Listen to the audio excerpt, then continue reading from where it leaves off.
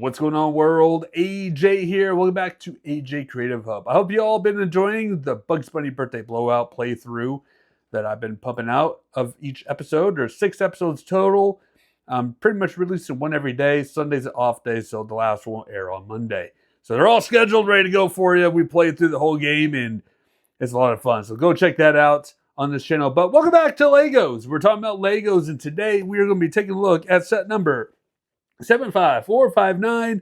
This is the Imperial Lambda-Class Shuttle. This recently came out and was a purchase I picked up at the Lego store because I had a $125 gift card to the Lego store. So this is what I bought with the money. So yeah, and I've always wanted an Imperial Shuttle. These things were so cool when I saw them in episode 6 many years ago as a kid. I'm like, man, that's a really cool ship. I would like to have a shuttle. And I tried to build my own variations over the years, as a kid. And because I always thought this shuttle was pretty awesome. And I'm happy to own this one. Now, is there better designed ones out there? Probably. But this one's pretty solid, and I enjoy this build. And we're going to take a look at it right now. Now, you probably noticed it was sitting on the shelf behind me because that's where it parks. That's the spot for this Lambda-Class Imperial Shuttle. Now, I have it here visually because we got to talk swooshability. Because can this ship be swooshable for play? So the wings do come down. There's a lot of technique involved in this build, which is pretty great. So let's test swooshability. It's very swooshable. So there's the swooshability test for this episode of this Lambda-Class Imperial Shuttle. I'm just going to stand right up here and talk about this shuttle because there's really no need to go to the desk to take a look at the shuttle because, you can see it up close in my hands right here. We'll go to the desk about the minifigures. But let's kind of point out some of the things about the build of the shuttle. This top wing flap, of course, when you fold these up, I feel like it should be taller. Honestly, do you think it should be a little taller? I think it should be a little taller, but it is what it is. And the wing here is actually, there's a lot of pieces built, but it's also held with Technic. So it's pretty sturdy. You could hold on to it like this. I wouldn't go any higher because, this will snap off up here, but you could just hold it right here and you could just carry it around like so, right at this long beam here, which is the Technic piece. So if you just hold it right there, it's pretty sturdy for the grip of the shuttle. Like I said, there's a lot of Technic involved. The landing base down here is also Technic, and you can just raise it up for like landing pads or gears right there.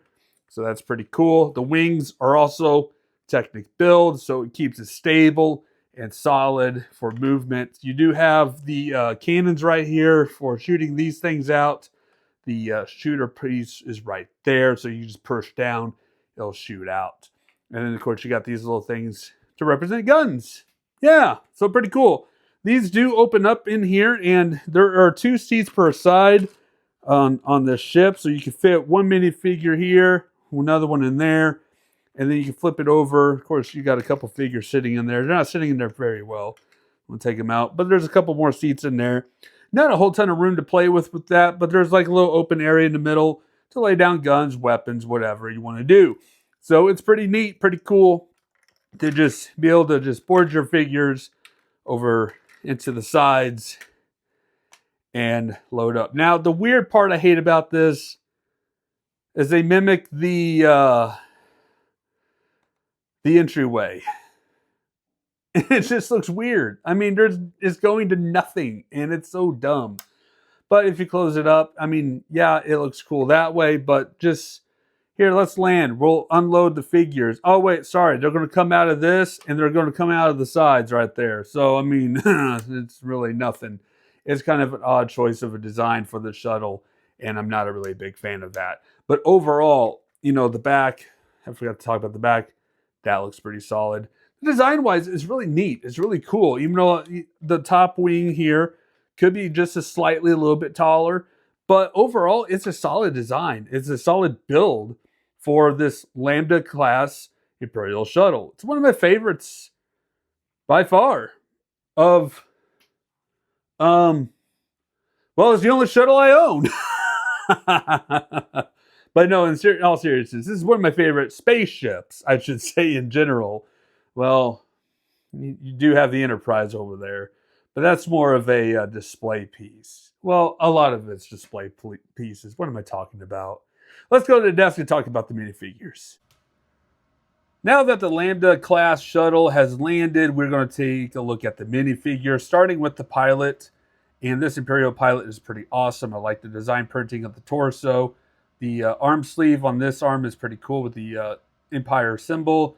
The other arm, disappointing. I wish they had the Empire symbol on both shoulders. That would have been nicer. And of course, the back side. The hat comes off, of course, has a chin strap. Looking, and oh, there is a second face print. He's very angry, so he's going to be angry flying in this Imperial shuttle. So be careful, everybody. Next person we're going to take a look at is, of course, the Stormtrooper. You know, it's your basic Stormtrooper. You know, design we all are familiar with.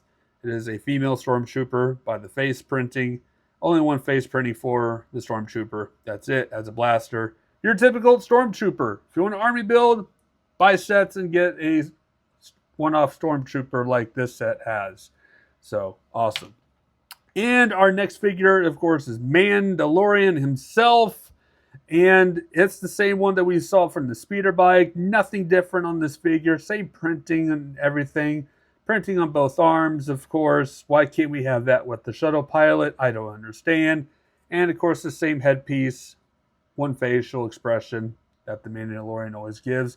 This is the Cape variant without the jetpack. So now I have 2 Cape variants and 2 jetpack variants of the Mandalorian. Like I said, this is the year of the Mandalorian. So awesome.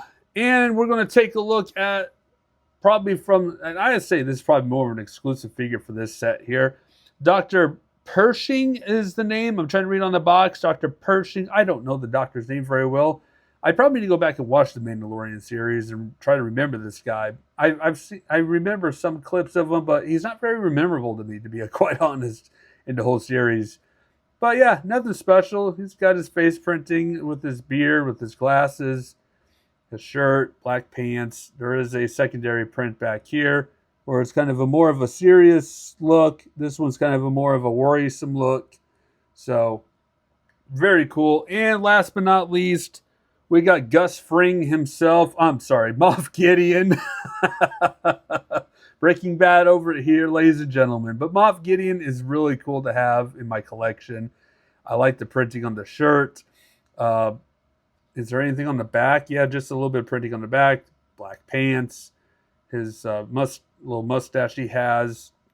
Combed hair. He's got an angry face on the back. But I like his casual, business as usual type of face that he has over here. And of course, it comes with the Darksaber.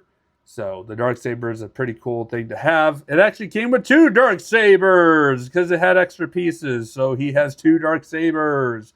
I know that's not continuity thing, but hey, it's Lego Star Wars. You get extra pieces for a Darksaber. You make 2 Darksabers, so why not? Before we wrap up this video, I do have a gift with purchase I want to talk about that I was gifted with. And this is it right here. Since Moff Gideon has the Darksaber in this set, I figure what a perfect time to talk about the display of the hilt of the Darksaber. So this gift with purchase is pretty cool. It's pretty awesome. And of course, if you've seen previous videos, it's been sitting right up here the entire time. So it's got a little stand right there. And it's pretty good. It's a nice palm-fitting saber. So it's pretty nice design, nicely built. I did swing it around about a week or so ago, just messing around with it, and I broke it. So it's not for swinging around. I will tell you right now. I wish I had that on video, to be quite honest. It was quite hilarious how just the half of it just flew right off, and it was pretty great. But anyway, it's a pretty cool display piece for sabers. And honestly, I really wish, you could have the saber blade in here. And if it was a little bit more sturdier, yeah, you could swing it around. But this, nope, you can't swing it around. It's not very good for swinging around. So it's more of a display piece. It has a little stand right up here. It says Lego Star Wars, the Darksaber. So it is pretty cool display piece. With that being said, thank you all so much for watching. Have yourselves a great day and take care.